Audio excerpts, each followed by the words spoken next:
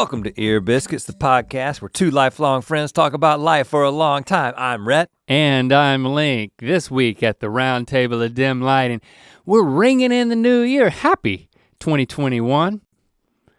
We're not recording this in 2021. I'm just, But we can still full transparency. We can still celebrate it. I still believe that it's a happy 2021. Yeah, we're gonna make it to 2021. And for you, listener, you're certainly in 2021 or later. It could be years later. Like an archive? People are going to, it's nice to know that this is as permanent as. Are you saying you think this is gonna be at the Smithsonian? No. That's a little, I was that's a not, little pompous of you. Yeah, I agree, because that's what I was saying. What does that even really mean anymore, though, to be at the Smithsonian? And that's what we're tackling today. New year, what does that new really issues. mean to be at the Smithsonian? Who cares about the Institution Smithsonian Museum? I like the Smithsonian. Shout out to everybody, all of the mythical beasts who work at the Smithsonian or the National Archive and all that type of stuff. Yeah, right. But today, we got to tell you about our expedition with our boys. Yeah, the when camping we went to trip. Death Valley. I, as you might have remembered, in my top 10 moments of the year, this was one of my top, I don't remember what number it was, but it was up there. It was in the top 10. My favorite things that happened was our trip that we took with the boys, me and my boys. 4. Maybe me and my boys, Locke and Shepard, you and your boys. What are their names? Lincoln and Lando. I think their names are Lincoln and Lando. And to Death Valley. And so we said we would not talk about it at all on that podcast because a number of stories were generated during our short trip that we will now share. I'm so glad that we did it. I gotta say it was my idea. I don't know if that's true, but I'm gonna say it. It was my idea. It's like, let's take the boys on a camping trip.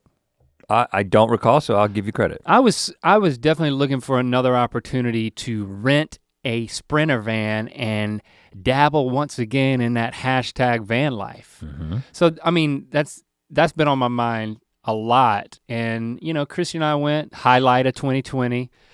But yeah, I wanted to give it like a kid mode test. And I'd only use my, do I call it my rig? Is that what you would call my FJ Cruiser? Mm-hmm. My FJ Cruiser, which I recently invested, in some work being done on it. I got the rooftop tent. That was all for my solo trip. But the thing that I learned on my solo trip is that I needed a more efficient way to store things, especially if I was gonna take any other beings with me on a camping trip. Mm-hmm.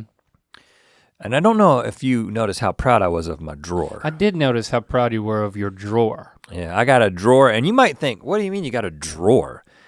I got a drawer, like a metal drawer that, if you look at an SUV, the back of an SUV, you've got the part behind the back seats. What would you call that? The boot is what Christy and her family call it. But I always call the boot the thing where your boots would go, like where your feet go in the front of the car. But I think I'm wrong, actually. That doesn't make any sense. They call a trunk a boot. Well, it's not a trunk because it's just, the back of an SUV. The back end. There's a drawer that has been made, a metal drawer to fit the entire thing, and so basically it raises the level of the floor up so you still have all that space, but then there's like a foot deep drawer that covers that whole thing. And it's not cheap. It's not cheap. Are you prepared to say how much you paid for one drawer to go in the back of your truck? No. I'm not. It's a very expensive drawer. But it's less than $1,000. Okay. Oh, okay. Okay, so I actually thought it was more than $1,000. No. So, and by the way, I'm sniffing because of allergy. I waited too long to take my pill today. It's just, I waited too long to take my pill today. I hate when I bring allergies to Ear Biscuits, but every once in a while I do. So anyway, if it makes your eyes water, it can look like you're getting emotional. This drawer really is I was excited about time with my sons, but I was most excited about the drawer. But like pulling it out? Over and over again. Then pushing it back in? Yeah, it's so smooth. But it's funny how just one drawer properly spaced can change everything. I mean, I could have taken. Really? You didn't see how inefficiently I had packed everything on my solo trip because I didn't have to worry about it. Because you got to unpack the stuff to get to the stuff behind the stuff, and then you have to repack it to move. And I mean, is your drawer, like even right now at this moment, still full of stuff? So like, I could go camping tonight. You could bug out. You have a bug out vehicle now. I have everything except food. Okay. Food and water, but like equipment and like. Each store is stored there permanently. Lights and ways to start fire and tools and all that stuff, all the camping stuff, the cooking stuff, it's all in there. See, if I owned a van, you'd be ready to go. I'd have one of those too. And I'd also have a shower, a toilet, a sink, a burner, and a bed inside of a vehicle. But would you have a drawer? But I'd have a lot of drawers. But no drawers as big as my drawer. No big ass. A lot of little drawers. Metal drawer. No. I don't think a lot of little drawers can add up to one big drawer. Okay, I don't know how drawer math works, but no, the van was incredible. I will say, I was envious of the van. I rented a different van. It was very big. From a different set of people. It's very tall, like too tall for a drive-through. Yeah. Like you can't get drive-through food in this van. Could you stand up inside of the van? Do you know? I really didn't invite you in. Do you know the only time I got into your van the entire time? There's one specific time. Do you remember this? When you did number 2 in my van? No, I did not. I was not one of the people who did number 2. You could tell that I wasn't really chomping at the bit for you to do number 2 in my van. I didn't do number 2 in your van. The one time I got in your van was when it was on the way to Death Valley when we stopped at that gas station in the middle of nowhere. Basically, it's one of the only things on 395, like you're going up towards Mammoth. And it was that gas station that had the Subway, and we ended up eating at Subway, and it was the first time we had eaten at Subway in a while. Yeah. And we were sitting there in the parking lot eating. Shout out to the Mythical Beast who worked at that Subway. Yeah. And then he came outside and got a picture with us. Yeah, he did. We didn't take our masks off. No, we didn't. And that'd be a good example. A woman came up and started asking questions about your van. And she was like, "That's right. Mom, can you stand up in there?" And I was like, "Well, let me see." Oh, that's you literally never went in. Never, other than that one moment. I kind of feel bad that like you never went in the van. I didn't have a need to. He didn't have a need to. I mean, while it's very big in some senses, it's really like, well, there's the bed in the back taking up most of the room. And then there's the bathroom and the sink. And then there's seats. And I wasn't riding in it. I was driving my own car, so I didn't feel left out. And to answer your question, as a 6'7" man with shoes on, meaning a man who is 6'7" with shoes on, because I'm like 6'6.5". Oh. I could not stand up exactly straight in your van. I had to hunch a little bit, which is not a problem for me. I'm used to it. A lifetime of hunching has made me used to it. So I think it's probably 6'5", 6'6" clearance. This is a different van than the one I got before, but it's basically the same model. It was 1 year newer. It's a 2021 Mercedes. Model. Yeah, for real. It's like fresh off the lot kind of a thing. They may, the couple gave me like a thorough tour, but I was like, I've already done this. I've been to Utah. Well, because you rented it from an individual. Yeah, a couple, a private person. Private people put their vans on, there's a website called Outdoorsy. Yeah. There's probably others too, but anyway, they gave me the tour, and I got the impression that they probably had rented out just a couple of times. It was very new and very fresh, kind of for them. Yeah, it was a very nice van. Very, very detailed tour. A little too detailed. I mean, a 45-minute tour of a van, but I get it. You got this like really expensive van, you're letting some stranger use it. I mean, you're charging them, and they got insurance and all this stuff that you have to get for it and stuff, but still it might be a little nerve-wracking to rent out your Mercedes baby. But anyway, we went to Death Valley because at that time of year, I mean, it was the hottest, it broke the record for the hottest place where? Not on Earth. On Earth? It might be the hottest place on Earth this year. It was 131 or maybe 134 degrees. I don't know. Fahrenheit. Yeah. Thank goodness. Yeah, but when we went, mid-70s during the day. The weekend before Thanksgiving, yeah, it was like perfect weather. It's a perfect time to be there. And let's see. So what's What's the first story? We drive in and we're taking some good photos, taking some group photos. I got one photo that of the boys and it looks like a band photo. We've got some really good photos that we'll give to Kiko for the video version because there's like some that's right, there's a video version of this on YouTube if you happen to be listening. And really great photos. I took some 360 photos, at least. I haven't seen those yet. Well, I think I took it of the first night's campsite, and I did not take any more, which you will learn why I didn't take any of the second and third night's campsites. And I got some drone footage. Oh, snap. I got some drone footage of you driving through that canyon, through Titus Canyon. Oh, is it nice? Haven't looked at it yet. Okay. I'm sure it's nice enough. I mean, we get there, it's like this time of year, and especially in that valley, the sun sets quick. It's like 4:30, and all of the sun goes over the mountain ridge, and it gets really dark really quick. Yeah. But we had kind of beat the sunset to get to the first thing we wanted to see, which was some sand dunes in the middle. It's just like sand dunes. I don't know how else to describe it. There's like a really tall sand dune at the northern end, but we're like right in the middle, coming in through stovepipe wells and these are the sand dunes that are easy to get to, and it shows there was a lot of people on these sand dunes. So it's like you're in the middle of the desert in this giant valley, and we're talking sand dunes that are 150, 200 feet high, maybe some of the biggest ones. And there's definitely bigger in other places. It just gets, you can go to other places. The Eureka dunes are like 700 feet tall is what I've heard. Crazy. Can you imagine that? Because these are giant.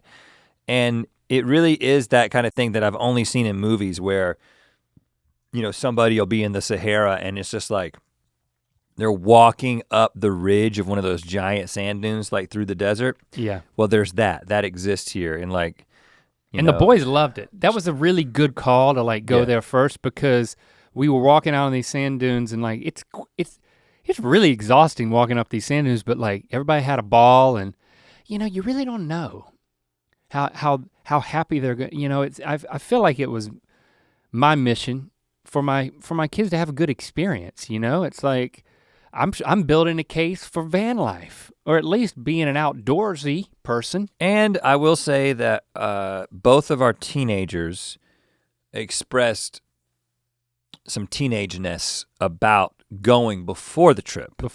They, thinking that I am going to the desert. I don't really understand why you want me to do this, and it's really gonna be fun. But you know what? To their credit, they brought positive attitudes. They had a great attitude right from the beginning. And then when we got on those dunes, it's like, before we know it, we get to the highest dune that we realistically could walk to and walk up, which is one of the highest ones in that set of dunes.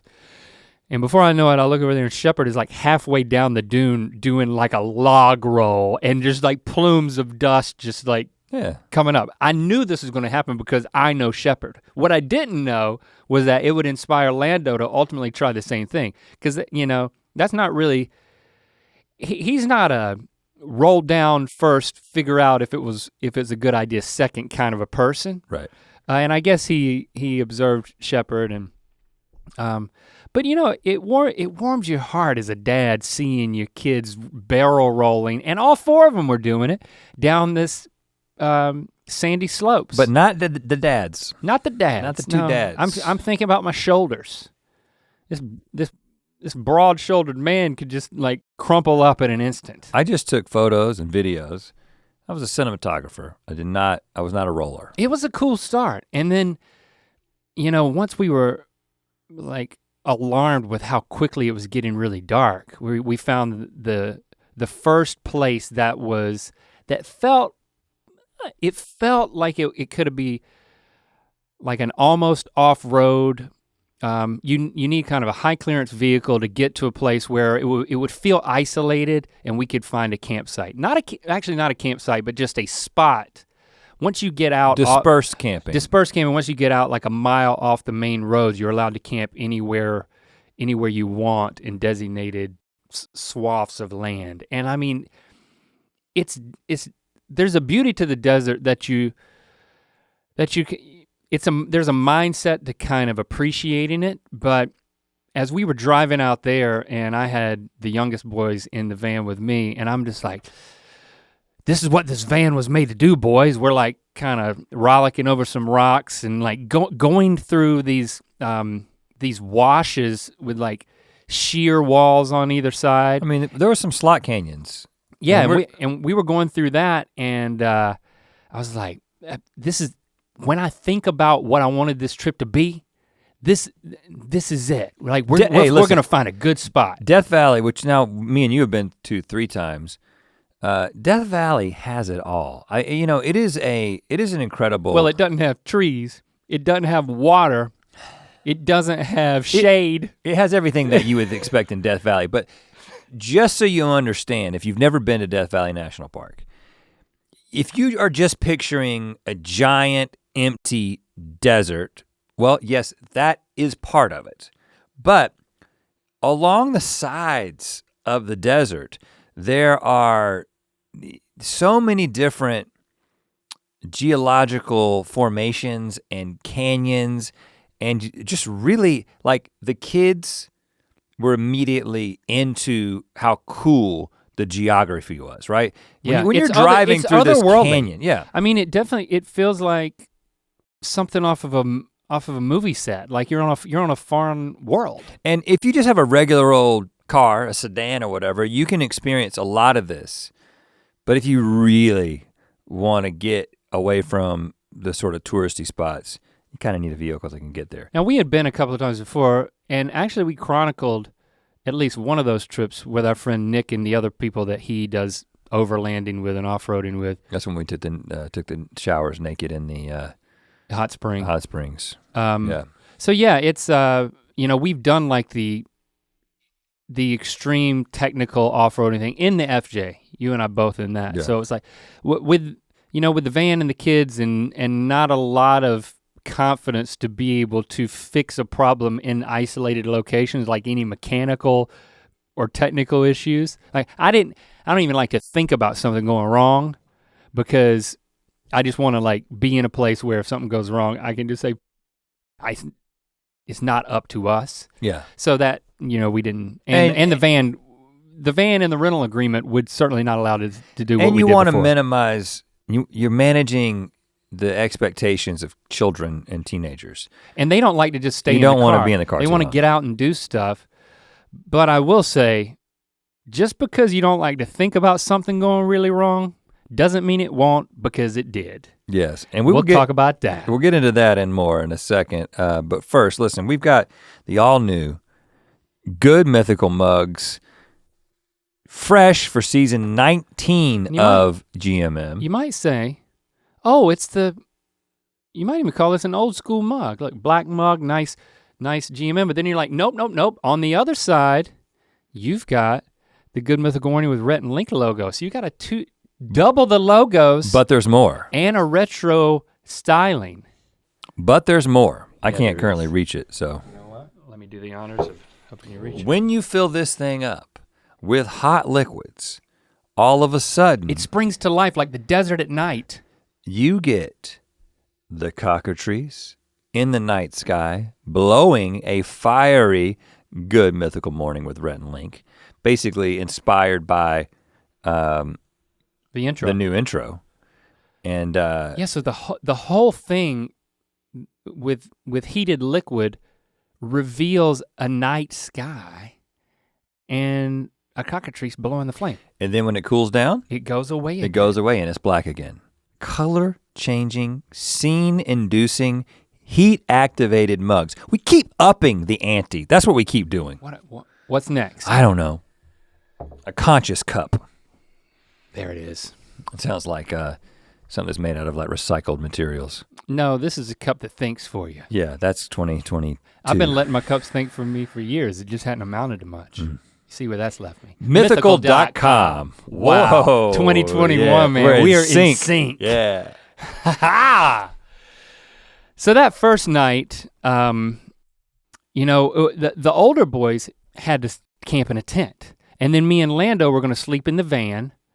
and then you and Shepard are gonna sleep on top of the FJ in that fancy rooftop tent. And you might ask yourself, well, why'd you make the older boys sleep in a tent? Well, technically, the rooftop tent that I got is a 3-man tent. But if you are a experienced camper, you know that 3-person means 2-person. Yeah, it does, doesn't it? A 3-person tent is comfortable for 2 people. Don't fall for it. And when one of the persons is as big as my person, even if the other person is as small as Shepard's person, it's still, I mean, Shepard and I were basically right next to each other. Could not have comfortably gotten another being in there with us anyway. And you technically could have gotten somebody into the van, but it would have required moving a bunch of stuff out. Yeah, it would be underneath the bed in like a bunk bed situation. And we also thought this was a good opportunity for our teenage sons to like learn how to like set a freaking tent up and break it down. You know what? They did it. They did. They were, I gotta give them credit, man. I mean, just positive attitudes, and it just, if it was just me and my kids, it would have been a lot more challenging. Yeah. And I have to think the same the other way, right? So it was nice that they had compadres. You're less likely to say and do embarrassing things and lose your cool both ways, both the kids and the parents, when you are commingled. The thing that I learned the first night, it hit me like a ton of bricks, and we talked about it, is that my previous camping experience with Christy, the first time we had ever gone on a camping excursion, just the 2 of us, and of course you were alone. Yeah. Both of those, which are different than each other, are still starkly different than going camping with multiple children, because, well, the amount of time devoted to getting everything right, that includes getting everything right for them. I mean, it's like we barely had time to sit down. I mean, we were scrambling to make dinner, and like, you got me over here cooking burgers while you're cooking mac and cheese and other stuff on your setup. And cooking is a relative term. Yeah, I kind of got steaks and burgers confused, and I got in my mind that like, I know that if I overcook the burgers, it's kind of like a steak. If you overcook the steak, they're gonna complain. You don't want it well done. But you do want ground beef, yeah. Unless it's been pasteurized. It was kind of dark, but everyone did seem to notice that the burgers weren't cooked all the way through. It was more of seared tartare. Oh gosh. Which I didn't mind. I couldn't finish it. Lando was horrified. Yeah. And so I was like, okay, I'm not, but you know what? I'll play to my strengths.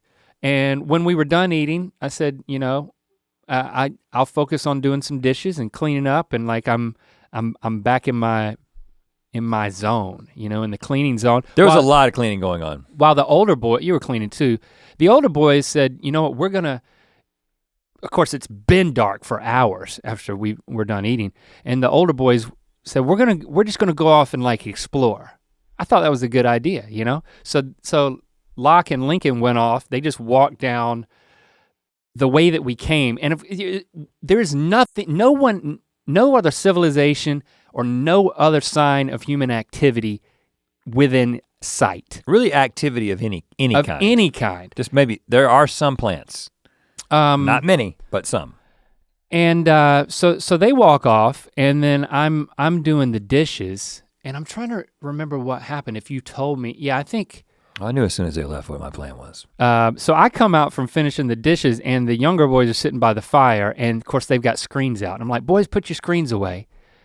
And I was like, I'm gonna hang out with you guys because you said. I'm gonna go scare Locke and Lincoln. And I'm gonna carry on the McLaughlin tradition of, trying to give your fellow campers a heart attack. Shepard and Lando's eyes got as big as saucers, and you walked off into the darkness. And then I'm left, maybe I'll tell my perspective of this story and then you can tell yours. So I'm sitting there at the campfire talking to Shepard and Lando, and I'm like, I ended up talking about, I don't know how we got on it, but I started talking to them about, I think it's because you're out camping and you're like, there's a level of like a spirit of independence to camping. And when I started talking about, our friend Ben and his, his adventurous spirit and the things that he would do in the woods and out in nature and how he fostered the stuff that we've shared with you, last year on the podcast, I was just kind of telling them stories of his all the things that he would do and then inspire us to do out in the woods and on canoes, and how his parents, when they were not much older than him, would take him in his canoe and drive to Lillington and just drop him off. Not much older than Art Shepard and Lando at the time. Yeah. You said not much older than him, like his parents weren't that much older than him. No, I said not much older than them. Yeah. Lando Shepard. So I was like, can you imagine me and Mom driving you guys with a canoe like to the next town over, and then you're just gonna canoe down the river, and then half the day later we're gonna pick you back up, and they're like super into it. And I'm like, yeah, this is what camping's all about. You got a fire, you got these kids who are just like expanding their horizons and forgetting about their screens. And then all of a sudden, I just heard this blood-curdling scream and kerfuffle in the way distance. And I'm like, Shepard, that's your dad. I think he found the older boys. And then we just waited for you to come back and hear the story of what had happened. Well, I think I've talked about this before. I mean, I have a thing for scaring people. It's one of my favorite things. And done it all my life, and it's a family tradition. My dad did it to me. And so as soon as they left, and they had their headlamps on, right? And so, and there's basically, we're kind of in this wash, so it's essentially sort of like a shallow canyon. And there's only so many places, they can go this way or they can go that way. There's not that many places they can go, and you can see where they're at because it's so dark. And so I could see that they were a long distance away because I could see their lights because it's so flat. And there was a little bit of moonlight. There was enough moonlight for me to walk out there without a light. And my eyes were kind of adjusted to the desert so I could kind of see where I was going without being in too much danger. So I was like, okay, I'm gonna walk down towards them. And then, I could see them in the distance. Oh, they've turned back around and now they're walking back towards the campsite. But they're still many, many hundreds of yards away from the campsite. Mm-hmm. So I'm like, all right, what am I gonna do? I'm gonna kind of get on the side of this path behind this bush and wait for them to come by and scare the crap out of them. Mm-hmm. But then I was like, man, the desert plants are so like sparse and small, and I'm like, if they're shining their headlamp and they see me behind this very sparse like cactus bush kind of thing, the whole thing is ruined. So I was like, I'm gonna move further off of the road, get down on my belly behind this little like embankment and let them pass, and then come up behind them. Because not only is that, they can't see me, but it will scare them so much to have something come from behind them. The unknown. The unknown that they've just been in versus the campsite. It makes sense that somebody that we know might be on that side. Mm-hmm. So they come, they're walking, they walk by me, and then. Didn't you hear Locke say something? Well, here's the deal. I had to stand up and start kind of walking towards the road. And as I stood up. After they passed? After they passed. As I stood up and started taking a couple of steps, they sort of heard something, and then like later we find out, Locke was like, Lincoln, did you hear something? And he was like, no. And anyway. And Locke's like, so Locke is paranoid. Locke was already scared. He'd been scared the whole time. Locke he's kind of skittish in general. Yeah, he's scared. He's scared me. of the dark. And so. He's looking over his shoulder, not seeing anything. And then I gotta stop. But then I walk out into the middle of this dirt road that they're walking down. And then I start taking more and more steps, and then right before I really start running where they're gonna know, I probably get 10 feet behind them, and I was like, I'm gonna let out the lowest, most guttural sound that I can make that will sound as unhuman as possible. And I was just like okay. And Locke screamed. I don't think Lincoln screamed. I didn't hear him scream. I heard Locke scream. But then, when they tell the story, what do they say that they each thought? Locke thought it might be Bigfoot, which is what I was hoping. And Lincoln said that his brain was saying, He was super scared, but he was thinking, if that's not Rhett, I don't know what we're gonna do. Yeah. So he kind of had, he's more of a strategic thinker than me. He knows how to play chess. Right. Yes, I was encouraged that like he didn't lose his cool completely, but I know he was scared because when they tell the story, when they came back up and the three of you walked back, like they just had this like sweaty, exasperated, wide-eyed, like heart rate still pumping kind of vibe, and I could tell that Lincoln was legitimately scared, along with Locke, which was obvious. It's scary. I mean, it's not as scary as it was when I was out there by myself. Like I told you on the solo trip. But being out there when there's just no point of reference there's no other people, you just feel exposed, and you don't know what mysteries lie in the dark. I think one of my favorite things was what happened next. In that, you came back and you told that story, like all three of you told the story from your perspectives, and then we went on, like all of us sitting around the fire, you and I started telling stories, kind of building on what I was doing with the stories I was already telling them, just telling the story about how we would go camping across the Cape Fear River, and the one time that you invested like over an hour of disappearing from me and the rest of the friends that we brought camping, and like fully committing to like long-term scaring the crap out of us by like laying in the water like Arnold Schwarzenegger. Only my eyes and nose were above the surface. Like a gator. and for a long time. Telling them that story, it was just cool to see our boys so into us telling the stories. And I think we ended up telling a few stories that we had written about in the book of Mythicality. And I just realized, you know what? You can't just write stories in a book and expect your kids to read them. These stories were still new to them. It was, yeah. Like the story of my brother's, which in the book of Mythicality, it's like a comic strip.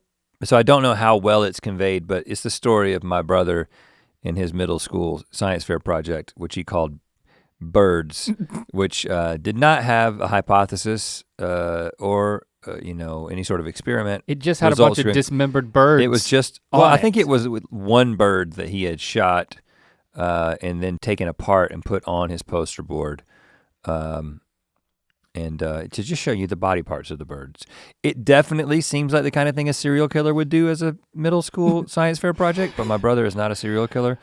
And they all knew him. It was a different time. Even my kids know Cole, so it's like they got a kick out of that story. Well, so they got a kick out of Lando in particular. That was the conversation in which I saw Lando kind of check out a little bit. Yeah, he's younger. He's such a sensitive soul, and it turns out he loves birds. So it's when you're adjusting to camping, there were a number of moments when I kind of had to pull him to the side and say, "Hey, we're still having a good time." And he would, he had a number of moments where he bounced back. He did well. And he was good, and it was helpful that like we had the security of the van where like we could get snuggled in our blanket and kind of feel more secure. Yeah. But the next morning, we had to drive out of the campsite back to the main area to go and explore and find our next campsite. And Locke, is a lot of the kids these days, and kids in California, I think especially, are on a slightly different schedule when it comes to getting their driver's permit and like license. I mean, me and you were like, as soon as we turned 15, we got our driver's permit. As soon as we turned 16, that day I got my license. Things move a little bit slower, and obviously the pandemic has had an effect on this. So Locke basically just got his driver's permit right before we left. And he's not really driven a car. We haven't really done the thing where you just like let your kid drive when they're 14, like, oh, I'll let you drive around the neighborhood or something like that. We just haven't done that. Don't really have that kind of neighborhood. I'm gonna sneeze. Well, do it in your sleeve. Okay, I'm not gonna sneeze, apparently. It went away. So he just got his permit. So I'm like, this is the perfect opportunity for him to drive. You're in the desert, you're on a dirt road. There's not any other traffic. I mean, in the vlog where we went off-roading with Jeopardy, you let him drive. Right, but I was in your lap. I was in the driver's seat still. This is for real. This is giving them 100% control of the vehicle. We're out there in the middle of nowhere and it's just like dirt roads leading back up to the main road. In fact, you told me you were gonna do that and I'm like, well, I'm gonna go ahead far enough so that he won't be driving in my dust. So I go far ahead and I do not witness anything that is about to happen. Okay, so this is a single lane dirt road that has, they kind of come through there on a regular basis with some sort of scraper that pushes the dirt to the side, almost like snow banks, right? So there's no shoulder that they're dirt banks. Yeah. And there's big rocks in these dirt banks. And one of the things that happens when you start driving is you don't know where your car is at on the road. Mm-hmm. You're on the left side and you kind of feel like you're in the middle, but no, you have a whole piece of car to your right so a lot of new drivers will hang it out to the right a little too much. I remember doing it as a new driver and Locke was doing that almost immediately, right? So there's some like big rocks in this embankment. I'm like, Locke, you're too far to the right. You're too far to the right. Come back to the left. He's like, I don't think I am. I'm like, listen. Mm. And I actually said something like, all right, the only way that this is going to work is if you assume that when we are in the car together and we have a different view of driving, I will always be right, okay? During this stage of the relationship, that doesn't mean forever, but while you're the pupil and I'm the teacher, the only way we can do this is just assume that I, in my driving experience, know what I'm talking about, right? And he actually was like, okay, that makes sense. So I was like, and here's how you can kind of tell where you're at on the road. Anyway, so we're going along. He's doing great. He's doing fine. I'm having to correct him a little bit and kind of get him to move to the center, but I'm trying to be calm. And then all of a sudden, I see another vehicle coming towards us. Because again, this is a single lane. We're gonna have to sort of move to the side to let each other pass. I see that the guy has stopped and moved to the side to let us go. He's in like a Subaru of some kind. Not really super off-road, but like enough to be out on this dirt road. Okay. But Locke has seen the car and he has come to a stop. So that guy thinks that he's saying that he should go. Yeah. But by the time I say, oh, he's letting you go, Locke starts to go and so does the other guy. It's like what you would typically do on foot with someone. Yeah, you're walking down the sidewalk. We're going right, we're both going left and we're doing a dance. And so you're playing chicken at this point. What ends up happening is there's a little bit of yelling from me. Like saying something like, no, just go, no, stop, he wants you. Yeah. I mean, I'm basically embodying the process vocally as was. I wasn't helping. I'm sure I wasn't helping. And Lincoln's in the back seat just kind of smiling a little bit. Smiling. So we get to the point where it kind of just looks like we're both just gonna drive past each other. Oh. With like one wheel up on this dirt sort of embankment on the side. Now, you both stopped and started how many times at this point? 4 to 5. That's awkward, man. That's okay. It's okay to have one tire up on this embankment when you're in an FJ Cruiser, right? Even though Locke was getting so far to the right that I thought he was gonna get high centered or whatever when basically you get stuck and both wheels are on and so I was like, don't, stay left, you're getting too far to the right, Slightly calmer than that. The other guy is doing the same thing. And we eventually get past him and then Locke gets back in the middle and goes and then I turn around and look and I'm like, I think that guy got stuck. Yeah.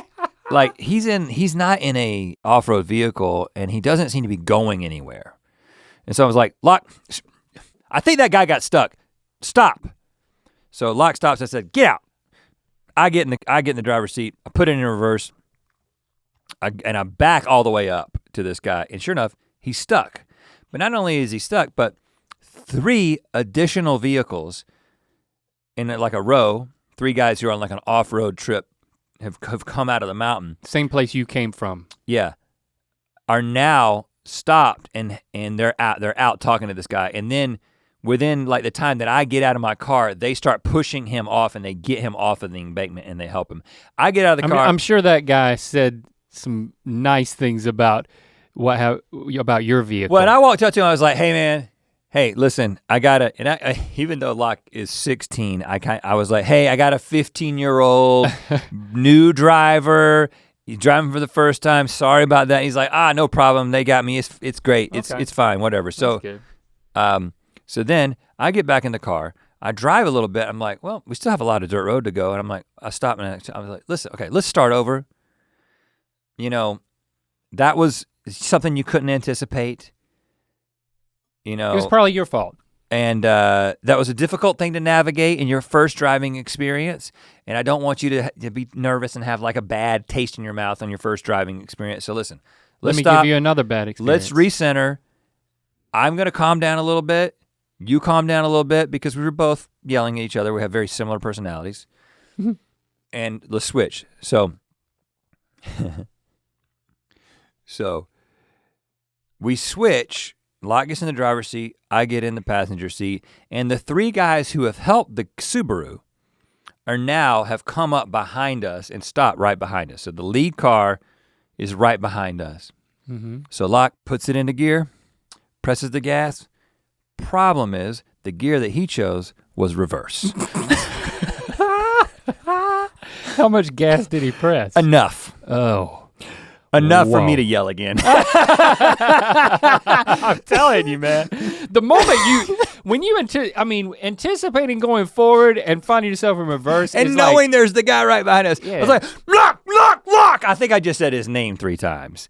And he ended up, I don't know if he just hit the brakes or he just moved it back into park. Either way, there was a grinding noise. Oh. From our car. We did not ram direct. I mean, how awful would it have been? You didn't hit him. Several feet, which is close in a car, right? And how awful would it have been for his first driving experience to be like running this guy off the road and then backing into a guy who helped him, you know? But after that, so at that point, what did you do? He said, "Dad, I don't want to drive anymore." I'm sorry. I got a 13-year-old driver here. He's getting younger with every mistake. And I felt for him because what I thought was going to happen was the same thing that happened as we drove in, which was no other cars, right? Yeah. But on the way out, we have to run against this person coming at us. We got 3 guys behind us. So did you switch back at that point? Switched back, and I drove out. And he actually did not end up driving again. That wasn't by design. That was more related to what ended up happening, which we'll talk about next. Anyway. And I was waiting for you and I was like, why are they not here yet? He gave me permission to tell that story. And I was like, listen. And as we were driving out, we actually had a good conversation. I was like, listen, man, this kind of thing, this is why you do this. So you can have a story. I was like, so your dad can have a story. This is why you go. Now you get a podcast one day, you can. I was like, you've got your first driving story, right? And second. First and second all came 2 and for 1. And you're safe. No one got hurt. We can have a laugh about it. You learn something. You move on. And we actually got to a good place. You catch up with us. I hear the story. And then we ended up driving all the way out of the valley to Beatty to refuel, and then we knew there was a ghost town there that we kind of dropped in on a second. We ate some lunch, then we went in. We came back into the canyon on Titus Canyon, which is one of the more popular drives, but again, that time of the year, not that many people there. Great drive. The best drive. Like again, it's not technical, it's just a little. It's best to have high clearance, but no problem at all. We saw a guy. We saw a guy in a Maxima. We did, and it's a one-way thing. So it's just. Do not recommend that. It's got a lot of washboarding. So there was a Maxima. When like your car is kind of shaking as you go, but I also saw a guy on a bike doing the whole thing. There is this, and this is where I got the drone footage. I don't know. It probably won't be. I haven't looked at it. It probably won't be that impressive. but like as you come down out of the mountains and the canyon, like you're on one of those like ice road truckers sort of roads. Yeah. In which obviously there's no guardrail, and there's just a sheer drop into a canyon on one side, and it's 1 lane wide. And that's exciting, right? I mean, we had a good time. And then at the end you get into the slot canyon. Amazing. Where you're literally driving in a canyon that the width of the car is the width of a road. And with straight the width of a stone single walls. lane of a road. Yeah, right. One way. And then and it's not just winding straight. back it and winds forth. back and forth. So like you can never see more than like, 15 yards in front of you. And that's why it's one way, because you couldn't. That bottleneck. Yeah. So we go through that, and it was really cool to go with the boys and have these experiences. Like for the first part of that trip, Lando actually was asleep in the back. I don't know how he did it. It was so bumpy. Well, we were worried, Yeah, because and like there was a couple places where Lot would be like, Dad, you sure about this? Because it freaks you out. Because you're like, well, if a rock falls, or if you don't. Oh, if you reach down to change the radio station, if you got a radio station at that point, then you could careen off the all side of the systems are online when you are doing this. And Lincoln was like, I don't know how Lando's doing. That's a good point. Yeah. He was sleeping. He was sleeping. That's the miracle of it all. So I got Shep to sit in the front seat with me, and like I'm like, you like Steely Dan? Because I know, Shepard's an old soul. You've been training him on what to listen to. He didn't know them by name, but like we're listening to some Dan. It's like I really feel like we had this kind of a uncle moment. It's like it was cool for all of us to hang out and incidentally, Lincoln told me about sleeping over at the house with Locke subsequent to this trip, and I was like, everything he told me that he did, he was like, well. Me and Locke and Rhett, we ate this, and then me and Locke and Rhett, we watched a movie, and me and Locke, I was like, it sounds like you were hanging out with Locke and Rhett the whole time, man. I felt a little threatened, but I was like, you know what, this is good uncle vibes. We watched just a heinous horror movie. He told me. Yeah. But it's I think that trip really fostered like an extended family type of connection, and it was, that's just the magic of camping, is that you find yourself around a campfire, and you can over glamorize it, and trust me, there's a lot of stuff that the majority of the time is not glamorized, but then you find those moments that you can kind of hold on to, like the Steely Dan moment when it's like this amazing view and seeing you guys were way ahead of us. And then you had the drone by the time we caught up. Well, and then you just stop at this, like a ghost town. There was a place called Leadfield, which is just a place that sprung up when they thought they were gonna be mining lead. And it turns out that the place had a post office for like 11 months and 300 people lived there. And and they've got the pictures out there of what it used to look like, and there's still like 3 buildings standing that you can kind of walk around, and the mines are closed. The mines are closed, but you can walk up to them and look in, and they've got them kind of like super cool. marked off. And the kids were really into this, and like us talking about like, what would it have been like to be out here 120 years ago? Yeah, it's mining lead. I mean, we come back and we're like telling all these stories, and Lily's like, I kind of wish I would have gone. And I was like, girl, you can go next time. But it was cool for her to say that out loud, It's like, 'cause she was definitely not down. She wasn't interested, and I mean, her and Christy were hanging out, and it was good for them. But so we leave Leadfield, and like again, it's like you go through that slot canyon at the end of that trip, and then you're like, man, we're chasing daylight here. We got to find a place to camp for the night. And again, we didn't want to be in the middle of the valley where there are some like pockets of civilization, like a gas station and a campground and one hotel with like a bunch of palm trees. I would say so super strange. I would say a resort. A resort. It's strange. Like super nice. The only one they let in there to develop, or maybe the only people willing to do it and to keep it up. Yeah. But anyway, we actually drive past that, and you had found on the map, like if we go up this canyon called Echo Canyon, we start going up that on like that high clearance road. A lot of people camping there, and there was a truck in front of us that was going so slow, and like he let us go by, and then I'm like, man, we've been driving all day. My shoulders are sore. I am exhausted. I just feel like I can't steer this thing anymore. I'm feeling every bump in the road. It's like, I'm glad we're almost to finding a campsite. And with every rock we hit and every turn we tried to make, I was like, man, this is, if I didn't know better, this feels like when my first pickup truck, a 1987 Nissan pickup, had no power steering. Yeah. I was like, that's what this feels like. And then I was like, hold on. I think that might be what happened. But we haven't talked about. And it's getting dark. We were talking on our walkie-talkies. Yeah. Which that was having a walkie-talkie. Oh yeah.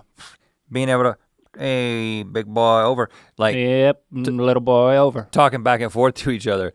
Like, that's the way to go on an off-road trip like that. There was lots of checking in and also lots of walkie jokes. Walkie jokes, yeah. You know, walkie like, humor if is. If you'll look to your left right now, you'll see a big pair of boobies. You know, things like that. It's just rocks, but yeah. You got to make those kind of jokes when the boys are around. Just squint a little bit. Yeah, right.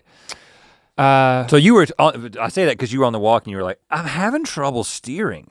I'm tired. I think I think there might be something wrong with my power steering. And I'll be honest with you, when you said that, I was like, I just think he just must be tired. And he's like, you know, there's nothing wrong with that.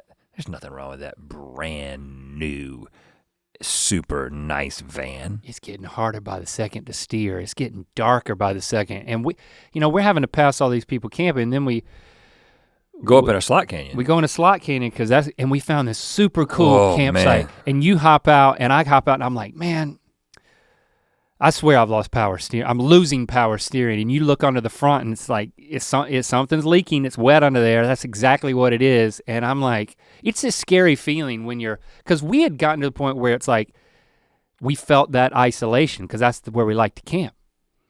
And it was just, there's this sinking feeling of this could get bad real quick, you know, because it's like, it'd be so hard to get a vehicle in here, like a tow truck in here to get this thing out. And so I'm like, we can't camp here.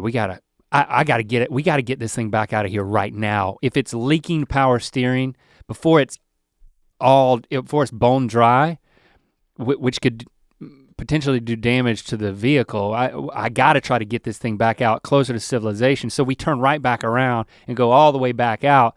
And by the time we got back out, I'm like hanging a right onto the paved road. I'm like trying with all of my might to turn the wheel to get this thing back. Because this is not an 87 Nissan pickup truck. No, it's not.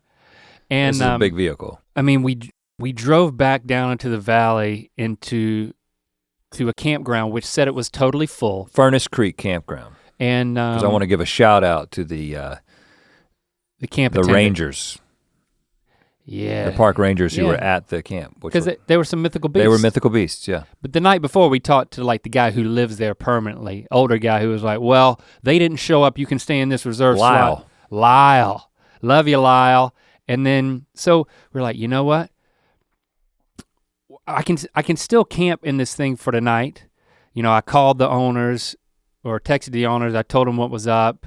They were understanding and helped me problem solve in terms of like what we're gonna do with this thing.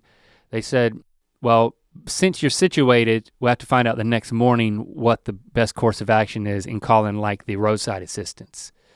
And we get up so that night was, you know, we were able to have an actual fire there with like, not with the propane fire. But I went to the fancy general store, which was like kind of at a little like outdoor mall resort kind of situation in the middle of the desert to get this firewood that cost me $13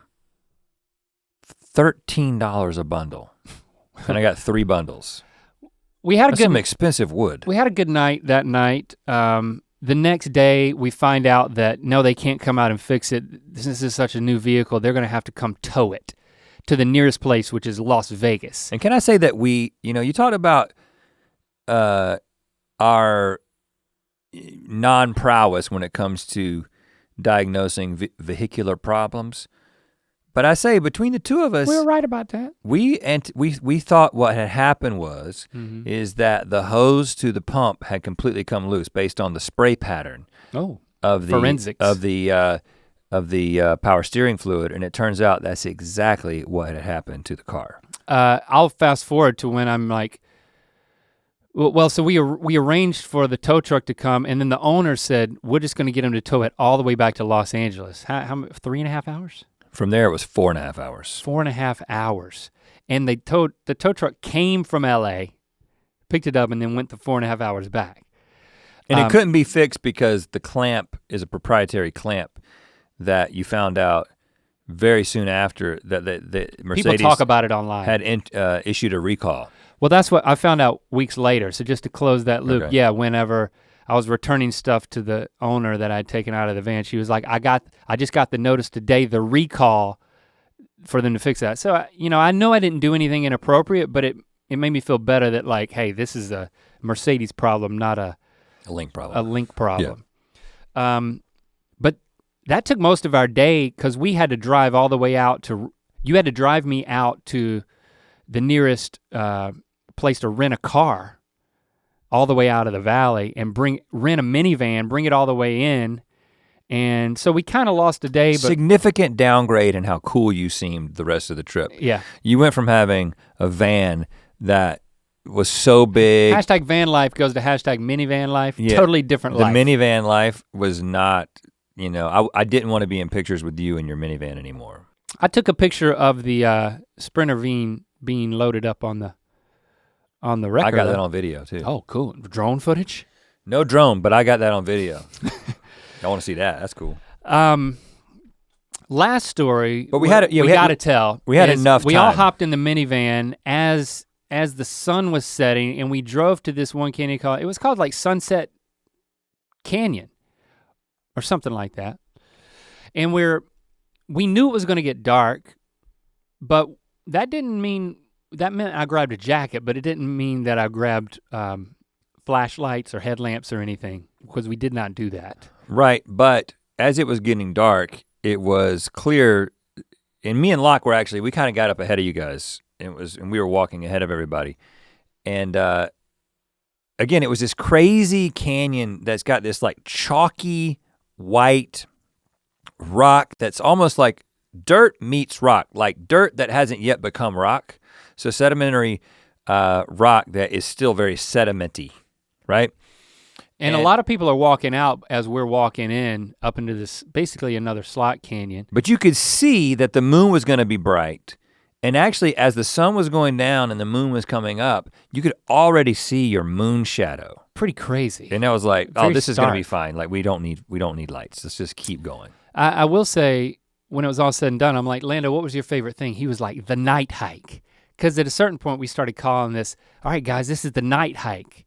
We're doing it, and we went in a few miles. You get all the way to you get up against this like sheer mountain faces. They call it like the cathedral. The red cathedral, yeah. Yeah, this red rock wall. And you and Locke had gotten a lot further ahead. As a matter of fact, I had convinced myself that you guys were gonna try to scare the crap out of us. And I was not that happy about that. But when we got to the cathedral. You and Locke? Yeah, so we got to the end of the line. And like there was a cave he had to walk through like to get to the final end of the trail.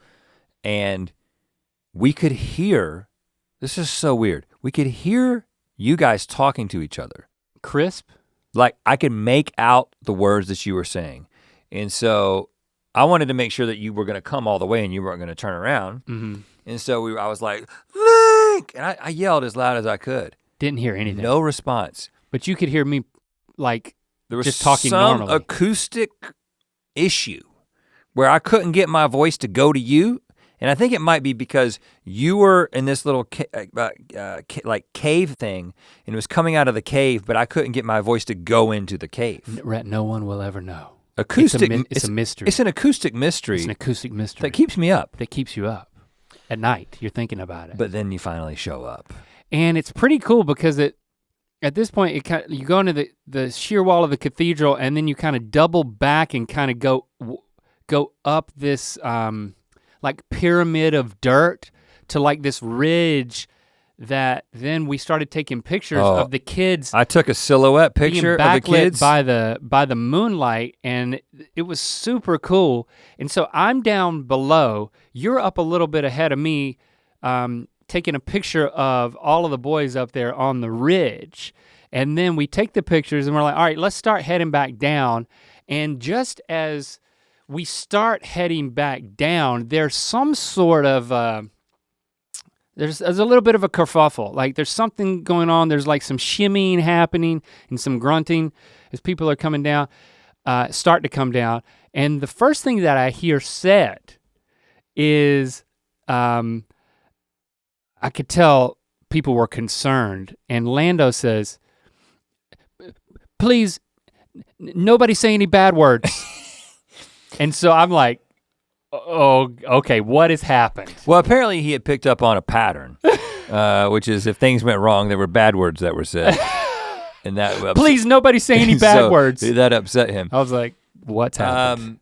It turns out what had happened was Shepard, who, let me just go on record and say that Shepard is actually, has a great track record with keeping up with his phone, not so much with my other son, but great track record of keeping up with his phone and not losing things. But Shepard had dropped his relatively new phone that had proceeded to slide down this cliff side. That was probably, we're talking like a 45-degree angle. Yeah. That just kind of went down into the lower part of the Red Cathedral. Which was a dark abyss, really. And we could not see anything.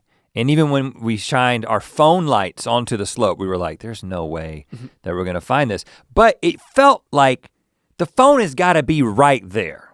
And so. Did you say any bad words? I didn't say any bad words because Lando said not to. I don't think that's true. No, I said one. What did I say? I think after looking for about 15 minutes and like crab walking down that 45-degree slope and kind of feeling like you don't know what you could tumble into, you kind of started getting a little bit more grouchy. Well, here's the thing. And I'd walk down below because I was down at the bottom and you were up at the top and the phone was somewhere in the middle. As I was walking down this cliffside, I was thinking to myself, am I going to die trying to find my kid's phone? And he's never gonna forgive himself. Like, is he gonna watch his dad tumble off this cliff in the moonlight and be like, my dad's dead because I dropped my phone? So that's when I started to joke with them about that. Yeah, again, Lando, Lando didn't like that. Yeah. Because I was like, all right, Shepard, here I am, going to find your phone. This might be the last time we talk. You say you're twisted, man. Yeah, I'm a little twisted. Scaring the crap out of children. But I also felt like I wasn't gonna die. And it wasn't dismembering birds. It wasn't. Who are you? It wasn't. That was my brother. And it wasn't like at the end of the cliff, it just dropped off to nothingness. It was just the trail. So I was like, right. At worst, I'll just be badly injured. Right. Well, you're not gonna fall into oblivion. You're gonna fall to the trail where I'm standing. But as you know, I'm scared of heights. I was trying to overcome that and not let anybody know. But eventually I was like, I can't see this phone and I'm afraid that I can't, if I get to a place where I can't get back up, then we're gonna be like calling in the chopper, assuming there is one. And so come back up, we go around to the bottom and we get down there and Shepard, of course, is already climbing up the cliff to try to get his phone. He might be addicted to screens. That might be what was driving him. He's way up there and I'm a little worried about him. And then I'm like, well, I gotta go up there too. So I went up there and 5 minutes passed. I ended up finding the phone. I was able to spot it with my light and we got it. And we got out with only one, maybe two curse words said and no injuries. Yeah, Lando was cool with that. He still said, that's the end of that story. He still said, my favorite thing was the night hike. So you didn't ruin it for him. Good. Completely. But yeah, that's the catchphrase now. If anything wrong happens, first thing you need to say is, okay, please, nobody say any bad words. No matter, I'm about to tell you something you're not gonna wanna hear, just don't say any bad words. It ended up being an incredible trip. I'm so glad, we're saying that it was your idea. I'm so glad you had that idea. I wish we had already done it more, now that our kids are the age that they are. But they'll want to go next time. Here's the thing. That's the good news. Is that before we went on that trip, I think in Locke's mind it was like, I'm not gonna do this again. But by the end, he was talking about how good of a time he had, how much he liked being out in nature. And then on the way back, I drove Locke and Lincoln, and I let them be my DJ. And boy, the musical journey that we went on that started in sort of dad music territory, John Mayer, etc. Slowly started kind of getting into some hip hop that I enjoy. Then began to transition into maybe some modern hip hop, a la 21 Savage. And talk about bad words. We made up for all the bad words that we had held back in the presence of Lando. We went well over the limit. If you include what the artist was saying. If you include what the artist said in the last hour of our trip. My van did not have the capability to connect to my phone. And most of the time I did not. I'm about to say that Mercedes, but I forgot. No, you were in I'm like in a Dodge. minivan at this point. It did not connect to my phone. And we hardly had any radio stations. So the only thing I listened to was how bad my kids and your kids' feet smelled. Yeah. Like we had to pull over so they could get, Shepard was wearing shoes with no socks. And then I was like, he'll take his shoes off when he gets in the car. Yeah, and I'm you like, can't let him do that. I'm like, man, we had to pull over so you could go up to your car, pull out that drawer and get some socks out of it. It's like a biohazard. We had a great trip. It's our privilege to have shared it with you on this Ear Biscuit. And a great way to kick off the year. It's just a good thing to build on. Is that we can be outdoors. I still don't know what I want to do about the van. Like if there's a van in my future, I think I'm just gonna stay on the rental front because this kind of scared me a little bit. Like something that drastic that required that much towing. Like I think it was nice to rent it and not be responsible. I think the rental is nice, yeah. Is the way to go for one of those. Yeah. It's not that hard That's to load what I'm your leaning stuff towards at this point, and it was a good trip, man. And next week we will talk about, assuming, it seems like every time we go somewhere or there's a break, there's stories to tell. So we're going to talk about the holidays. The holiday break. Whatever next came week. From that. Yeah, I'm assuming that we'll talk about that. But hashtag Ear Biscuits. Let us know if you want to weigh in on any of this. Oh, and I got a recommendation. First rec of 2021. New year, new rec. I found this series on HBO Max. Forgive me if you don't have HBO Max, but it's just just another reason to get it.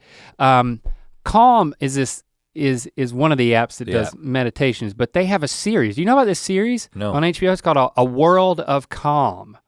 And let's see, there's a number of episodes, but it's basically, it's reminiscent of like the calming nature of watching primitive technology on YouTube. You're just watching somebody in a process.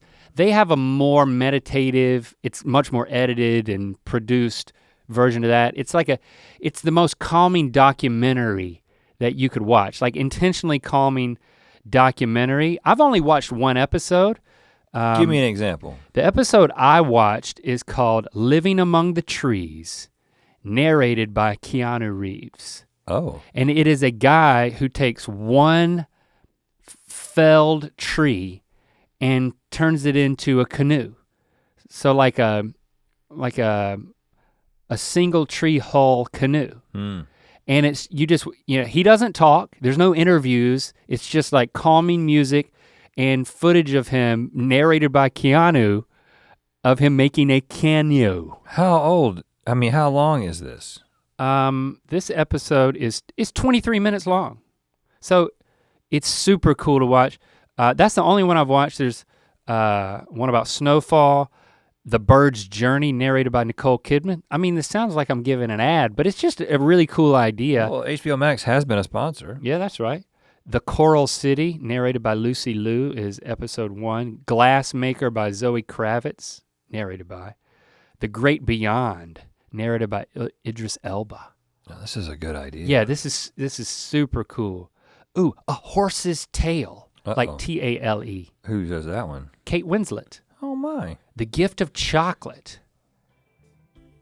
Dang, there's 10 episodes on this thing. World of Calm, check it out. Like, it's nice to be able to watch something that like kind of feeds your soul and gives you rest and doesn't just distract you, but it's a meditative experience. I need to watch that before I help my son drive. There you go, man. Or maybe after.